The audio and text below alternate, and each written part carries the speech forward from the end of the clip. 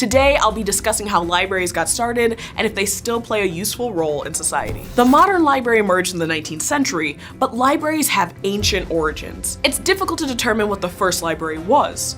According to Yale's Cuneiform Commentaries project, Mesopotamia had three types of libraries: temple, palace, and private. One of the first libraries in the world was built in the 7th century BCE. The Library of Ashurbanipal was located in Nineveh, modern-day Iraq, and was built for the personal use of its namesake. But the first great library that was open to the broader public, and not just to royalty or to religious figures, was the Library of Alexandria. The collection and the building that housed it were both built after the death of Alexander the Great in 323 BCE. During its heyday, it housed approximately 500,000 scrolls. Scholars from around the Mediterranean would come to study the collections on history and mathematics, among other subjects. But it appears that both building libraries and filling them with materials were kind of a pugilistic game for centuries. The Byzantine Empire also got in on the library scheme with the Imperial Library of Constantinople in the 4th century CE, and an early library named the House of Wisdom was built in Baghdad in the 9th century and destroyed when the city was taken by Mongol forces in 1258. And in some cases, the collections were filled with things stolen from other conquered places. But libraries were also ways to let your military rivals know that you cared about empire and empirical evidence. They were big, fancy, eye-catching monuments that stood as testaments to the culture of learned societies. They were often located in city centers that drew visitors from the surrounding regions, making them important arteries in early cityscapes. Moving forward from the ancient period and through the early Middle Ages, libraries started to take a different turn. Early collections like the Quranic manuscripts at Chinguetti were more centered around storing and spreading religious dogma. But religious libraries weren't the only type.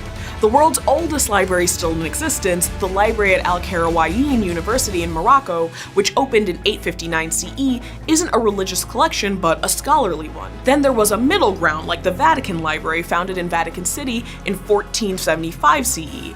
It kept religious texts but also state records and texts on the study of math, law, and history. But whether they were forged in fire or faith, privately owned or open to the public, libraries before the 18th and 19th century didn't operate the way today's do. In his article on the history of modern libraries, Associate Professor Thomas Augst notes that medieval archives often chained books to the desk to prevent theft.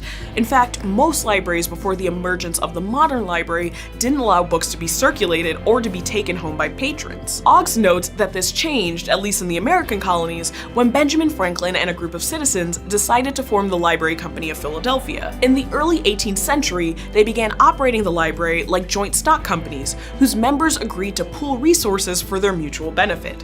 They worked together to purchase books, which subscribed members could check out, bring home, read, and return. This was the first successful public lending library in the colonies. This newfangled library for men and women who could read and could afford the subscription owed a huge debt to the emergence of mass printing.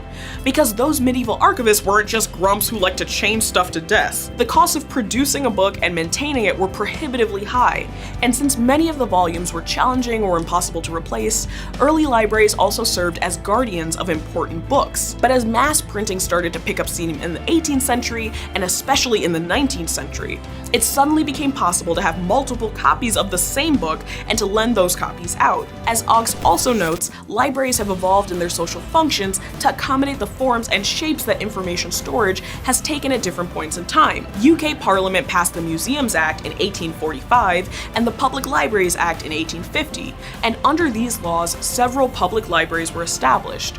So the 19th century saw not only an explosion of new libraries, but also a shift in the way that people thought about them.